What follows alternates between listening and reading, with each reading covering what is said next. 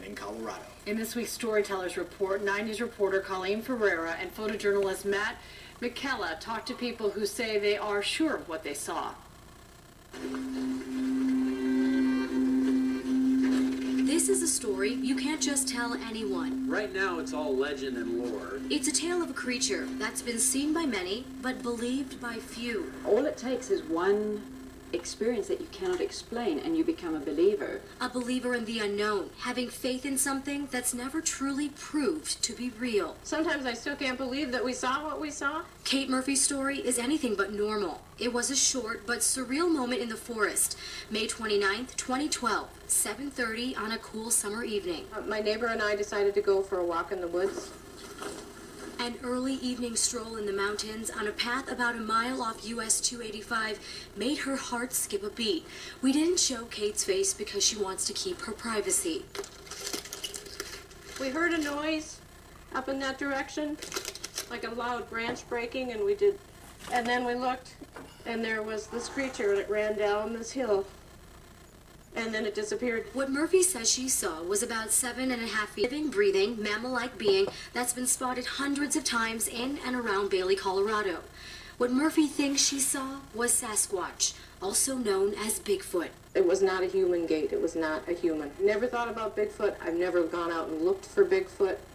It was there. Because Murphy and her friend both experienced the sightings together, investigators who claim to study the Bigfoot phenomenon deemed their sighting credible. Lots of sightings. From a scientific perspective, no valid evidence. John Demboski is a curator of vertebrate zoology at Denver's Museum of Nature and Science.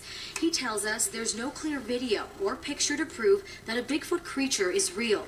Moreover, there's not a bona fide specimen of a museum or collections across the U.S. or in the world. We asked Demboski how people go about studying Bigfoot's existence when they've never collected a specimen of the creature. He calls it cryptozoology, a form of pseudoscience. The lines of evidence to justify or verify that you've got this 9-foot primate. We don't have that scientific evidence.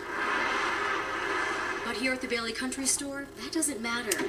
We're at 149 Main Street. Jim Myers and his wife opened this store last June. This place has quickly become the Bigfoot mecca of the Southwest. They call it the Sasquatch Outpost. If they have a story to tell... Great.